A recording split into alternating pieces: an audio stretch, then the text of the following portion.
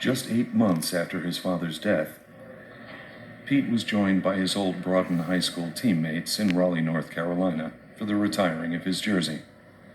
It was as if they never left.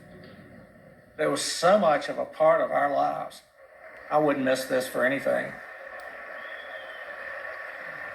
And what struck me about him was how calm he was.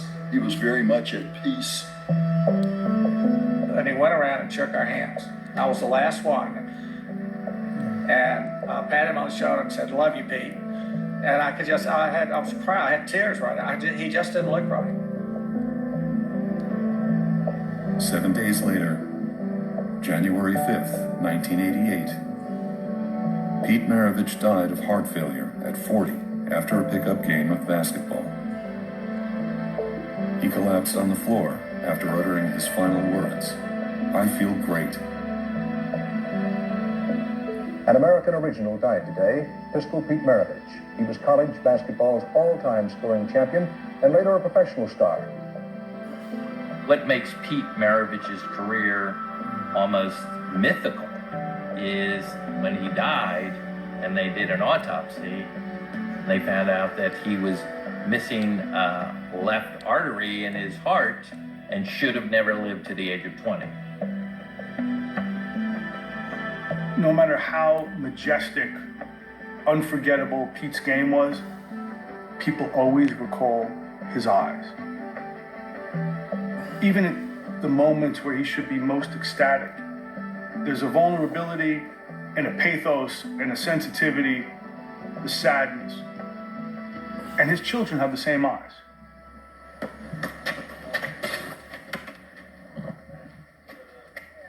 Pete may have found contentment in his last years, but his sons, Jason and Josh, are still grappling with his death and holding the memories dear as they inevitably fade.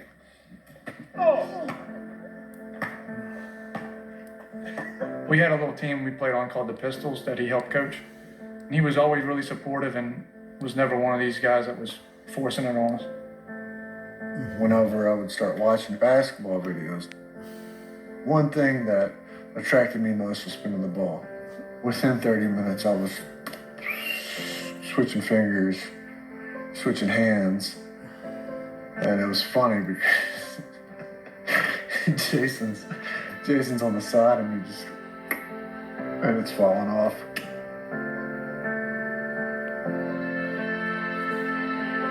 Jason dropped in and out of basketball during his childhood, wondering if he was playing for himself or his dad. I never felt 100% comfortable playing. I never could just have fun with it. I always felt like I had to, live up to certain standards. Before every game, I would always look in the stands, just imagining him sitting there. Jason finished his career a 2-time All-America in the NAIA. In junior college, I was the second leading scorer in the nation. I had like 47 points in the game. An interview after the game, and the guy said, "That would have been an average game for your dad." You hear that, it's kind of like, wow, can't win for anything, so.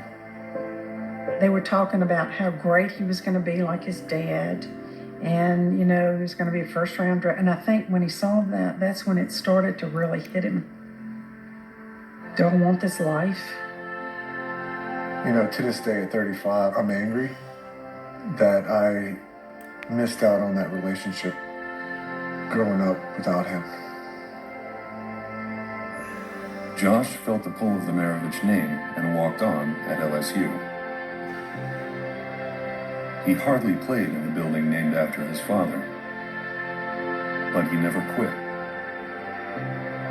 I am not Josh Maravich. I'm Pistol Pete's kid. I'm Little Pistol. I'm still looking for my identity. I try to protect my sons, when they were younger.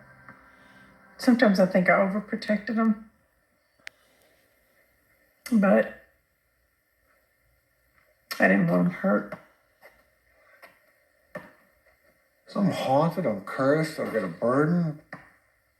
I'm like physically, emotionally, spiritually, psychologically drained with this name.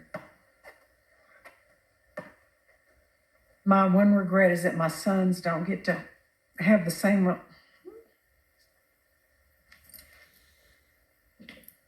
Sorry.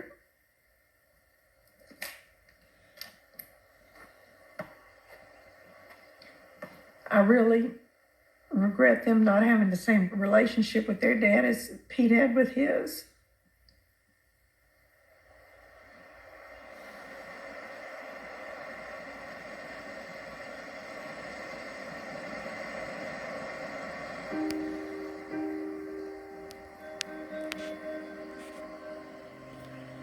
I went out to his grave one day to take pictures, and it was a beautiful, beautiful fall day, and it was just as quiet. And the first thing that struck me was the noise from the old Cow Palace and the cheers that we used to hear from those thousands and thousands and thousands of people. And here Pete lies in solitude.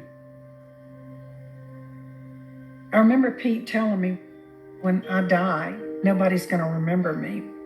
Well, the legend lives on. He averaged in 3 years at college 44.2 points a game with no shot clock and no three-point line. Try to break Pete's record. All you have to do is every game you play, you must score 15 three-pointers. It stood longer than Babe Ruth's home run record.